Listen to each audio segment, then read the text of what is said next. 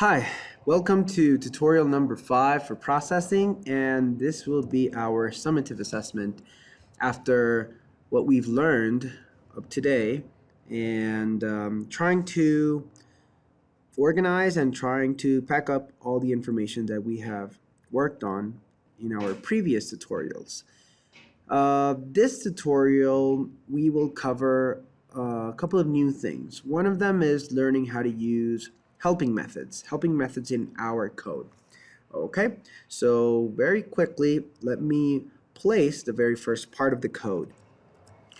As you can see, we have the void setup and the void draw. In this case, the size of our screen or the size of our window is going to be 1000 by 1000 pixels. It's going to look something like this.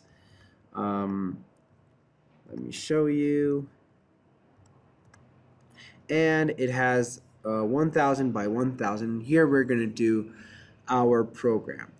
Today's tutorial doesn't have to do very much with animation, even though it requires some previous knowledge about the animations we've done, but it's more into a software application or an application that you would use either for your classes, for engineering, etc. So it's going to be more kind of like a software application instead of an animation.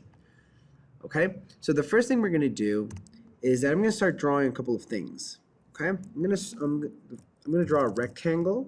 In this rectangle, I want it to start at position 20 by 20 on my grid, and then I'm going to make it 50 by 50. Okay, I'm going to start looking everything I do and everything I draw. I'm going to start checking out how it looks like. Okay, so in this case, I made it 20 by 20, and it's a white rectangle. Okay, very good. Now, after I create the rectangle, I want to create a text right in front of that rectangle. So I'm going to create a text. First, I'm going to set this text size, set it up to probably 32. It's a good number for the text size. And then I'm going to write down the text saying, okay, this is a rectangle. And I'm going to set up, of course, the position of my rectangle. Now, if I place the position accordingly, because I want it in front of the rectangle that I just drew, I have to take into account the position X and Y where my rectangle started and finished. So if it started in 20 and then finished in 70, I want to put it in the around 80. X and Y would be around at the middle of this, so 25 plus 20 is 45, so around 50. And let's see how that looks. Okay, so when I draw, let's see what it looks like. Okay, so I have the word rectangle in front of my little rectangle here, so it looks pretty well. I can even, if it's not in the middle or you want to change the position a little, it's fine. You can do that, okay? So it looks fine. Now I'm going to make another rectangle. Now this rectangle, I'm going to make it, let's have it with another color. In this case, I want it blue. I'm sorry, green. Okay? And I'm going to make another rectangle, but in this case, I want to make it on the bottom right. So I'm going to start at the width divided 2 by height divided 2. That's going to be the position where it's going to start. And if it's 1000 by 1000, it would start in 500 by 500, and I want to make it 500 by 500 so it covers the rest of my screen. Okay? So I have something like this, right? So I have the rectangle, which is green, but it changed the color of my text and the color of my first rectangle. So in that case, what I need to do is I need to put a fill right before each element, okay? So if I want this fill of this rectangle to be white, then I'm going to fill it in first, and then if I want my text to be black, I need to fill it in right before I do everything. Okay, if I want to change each color, so I have my square, and I have the different colors for my other for the other things that I drew on my program. Okay, so I have a rectangle, I have two rectangles, and what I'm going to do is that I'm going to create an interface. I'm going to create a software interface where every time that I go over this rectangle, I want something to appear on this rectangle. Okay, that's going to be really interesting. Okay, so for this, we are going to need something called a helper method. Up till now, we have used just our setup method and our void draw method, okay? Now we can create more methods than the setup and the draw. The draw is a method that is an infinite loop that is going to continue working, but I can create another method or a helper method, and I can make calls to that method from the draw. So I can make a call from the draw, go to the helper method, and then return a specific type of variable, okay? Now let's talk about other types of variables different from integers, doubles, and floats. In this case, I am going to talk about a variable called Boolean. A Boolean variable or a Boolean data type can only return a true or a false, okay? It's kind of like what we put inside the if statements or conditional statements. Inside a conditional statement, you should only get a return for a true or a false. So I'm going to create one called overrect1. Okay, so in order to create a helper method, I'm going to write down what is the data type that I'm returning. So in this case, I'm going to return a Boolean variable, and I'm going to call it overrect1.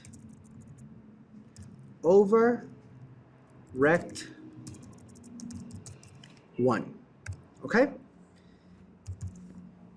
so I'm going to make my method, and what it says is that this method should return a result of type Boolean, and I haven't returned anything. Okay, so this is the method where I'm going to check if my mouse cursor is over the rectangle 1. Okay, now in my case, this one over here, the rectangle, this is my rectangle 1. Okay, if I had to make more rectangles, then I would pretty much name them differently. Different methods, over rectangle 1, over rectangle 2, over rectangle 3, etc. Okay? So what is the condition of the rectangle 1? And here, remember that this returns only true or false, and we're going to see it in a minute. Remember that rectangle 1 is located between 20 and 70x and 20 and 70y. So I need to make a condition. I have to say if mouse x is less than 20, okay, and mouse x is greater if it's greater than 20 and mouse x is less than 70, okay, and mouse y, like the position y, it's greater than 20, and mouse position y, it's less than also 70. Okay, what's going to happen in that case? Well, if that happens, then I'm going to return true. Okay, but if that doesn't happen, then I have an else. Condition, an if and an else. In our previous videos, we didn't have the else. The else happens in any other case than this is not met. Okay? Okay, I forgot to close this if. So if this happens, then return true. Otherwise, return false in any other case. Okay? So this is how the if statement looks. If the mouse is greater than 20, it's less than 70, or if the mouse y is greater than 20 and less than 70, then return true. Otherwise, return false. Okay? Now this is the return of the helper method. I need to make a call or make a condition in my draw method. Okay? And here's where I'm going to write it. Here I'm going to make the condition. If, okay, over rect1, okay, is true, this is what it means. He's going to go and call over rect1. This over rect1 is going to return either true or false. And if this is true, it's going to enter my conditional statement, and he's going to develop whatever I want to do inside my method, inside my condition. Okay? So if that is true, I want to type in a text called area is equal to length times width, okay? And I want to type it in inside my rectangle. So it's pretty much started in 500 by 500, so I'm going to type it in 600 by 600 and see what happens. Okay? Okay. Now, remember that I need, every time that I place a text, a rectangle, I need to put a fill, because otherwise he will get the fill from the previous shape. So I'm going to put it 0. I'm going to put it black. Okay? I'm going to make it go a little bit lower, like probably 700. And let's see what happens in our code. Okay? So we have the rectangle, okay? And we have the big rectangle. So my program or my software, when I go over this rectangle, this white rectangle, I should get a message here. See what happens. There you go. So when I go over the rectangle, when I am greater than 20, less than 70, and greater than 20 on y, and less than 70 on y, I get this message. So now over rect is true, and I get this message. Okay? You see? Now this is an actual application. I can make this with as many variables that I want. Rectangle, if I want to find the area of a rectangle. If I want to find the area of a triangle, I will continue doing this. Okay? There are a couple of things that you need to take into account. The easiest way to do this condition is with a square or a rectangle because you know the lower bounds on x and the maximum bound, the upper bound on x, also on y. So it's the easiest way to make that condition. With a circle or with a triangle or with other shapes, that condition has to change because it's not easy to get the lower bound or the upper bound on each axis. So every time that you create these type of interfaces, you can just make with a square or a rectangle for easy implementation. Okay? I would also try and change the size, the letter size, and try to put it right in the middle of this green square. Okay? Okay, so just so you know, in order to make more like triangles and to find and to change every time I hover on the rectangle, I need to create as many helper methods just like this one I just created, and I also need to create as many conditions for each rectangle.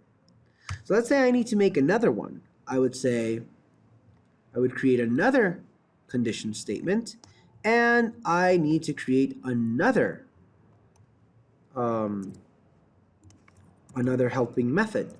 In this case, I can call it over rect2, and these parameters will change in order for it to work. Okay? I will also need to create another condition inside my draw, Okay, to create another condition, and I say if over 2 works, and I would change, let's say the area is going to be equal to height to length, or base times height divided 2. Okay, that would be for the triangle. And here, on my second helper method, I need to change the parameters.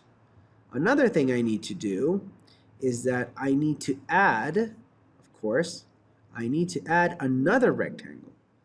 Okay, so I can add another rectangle right here, right after my, right after the previous one.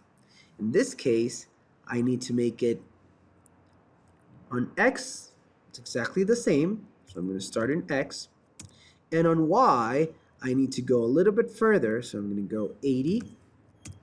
So I'm going to start in 2080. And I have to make it the same size. Okay? So here's my lower and upper bounds. Okay? So I still have that it's between, in X is going to be exactly the same because they're aligned in the X. But in Y, I need to say that it's greater than 80 and less than 80 plus 50, which is going to be 130. Okay, 130. And now I change the conditions for my other rectangle. Okay? Okay, so this is going to be, this is my rectangle 2, okay? And I also will need to add another text that says triangle, okay? So this is up to you. I mean, I'll leave it for you to do on your assignment. So let's see how it looks. Okay, so I run. Now I have one rectangle, and it shows me the area of a rectangle. And if I go down to my next square, it's going to be triangle, and I get the area of the triangle, which is base times height divided 2. And so on and so forth with as many options that you like. So I just showed you what you need to do. Your summative assessment will require the knowledge of all the different tutorials we've used, and you can find the rubric on the assignment that I'm going to give you either on our educational platform. And pretty much is that you're going to have a topic. You're going to have either areas of 2D shapes or area of 3D shapes or volume of 3D shapes. You're also going to work with some chemistry. You're going to look at the periodic table, and you can actually see information about each element of the periodic table. You are also going to be able to do it with the trigonometric functions and identities. You can also use this in physics for formulas such as speed, acceleration, free fall, torque, force, like all those equations that you pretty much need in your daily life in school. You can make a program in order to get those and have them just right at the tip of your fingers. And that way you can also learn the different things on your other subjects. So I'm going to give you a list with all those topics that you can create a program for. Now, later on, we will look in some other tutorials on how to use images, and you will be able to place an image also, or load an image into processing when you select each option. Okay, so this is getting pretty not complicated. I would say just complex, but I mean, you guys it all depends on the time that you spend on each program. If you spend a lot of time, you will do something really, really interesting, and and something that you will feel very proud of. So see you next tutorial, and don't worry, you will have time to complete this assignment.